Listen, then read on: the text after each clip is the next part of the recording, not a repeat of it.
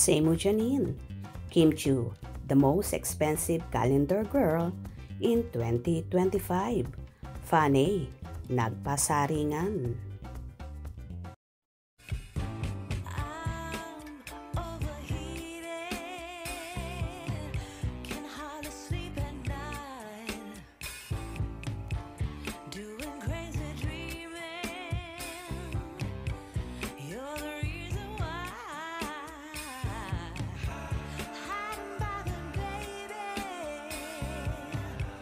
Pasabog si Janine Gutierrez sa kanyang pagiging calendar girl. Kabilang na si Janine Gutierrez sa mga celebrity na sumabak sa pagiging calendar girl. At talagang hindi nga naman nabigo ang fans ng actress dahil pasabog ang aura nito sa kanyang photos. Binahagi ni Janine sa kanyang Instagram post ang ilan sa mga kohang photos sa calendar girl photoshoot nito.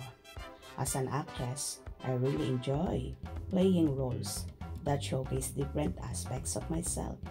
Sometimes, those roles aren't even for TV or film because, in this case, it's for the 2025 calendar of at Asia Brewery Official. Saad ni Janine sa kanyang post. Bumuhos naman ang papuri para sa actress. Uy, teka lang naman. Grabe ka na. Cheers! Congratulations 2025 Calendar Girl. Ay, ang saucy pa din ni Ma'am Shi.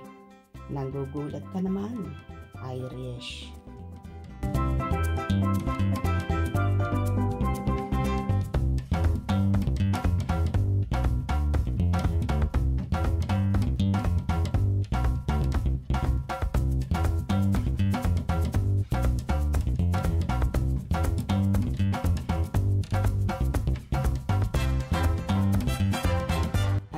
Sa naging pasabog na ito ni Janine, hindi naman maiwasang maipagkumpara ang isa rin sa sexy at calendar girl 2025 din na si Kim Chiu.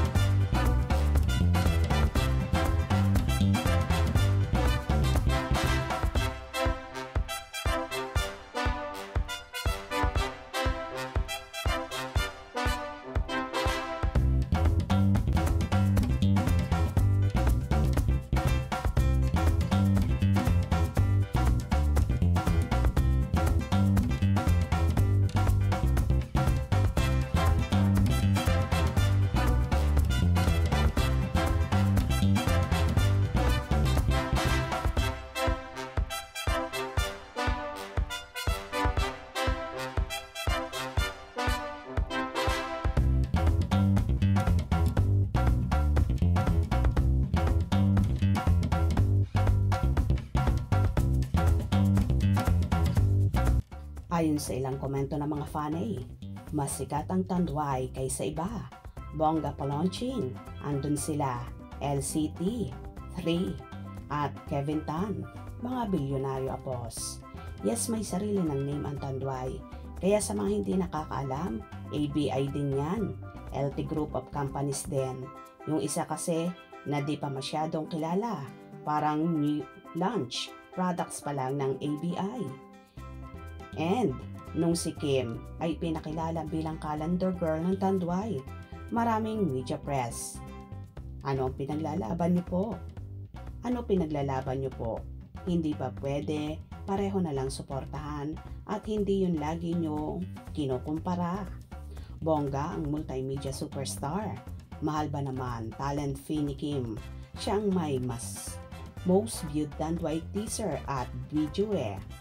Ito ang pilit ginagaya at pilit tinatapatan, pero langaw lang sila sa isang Kim Chiu, the most expensive calendar girl in 2025. True, bangaw ka mo sis, trying hard din yung gumagaya. Kaya to, Pangit naman siguro kung chubby ang model. Fit niya kaya. And yan ang mga pang-model na katawan.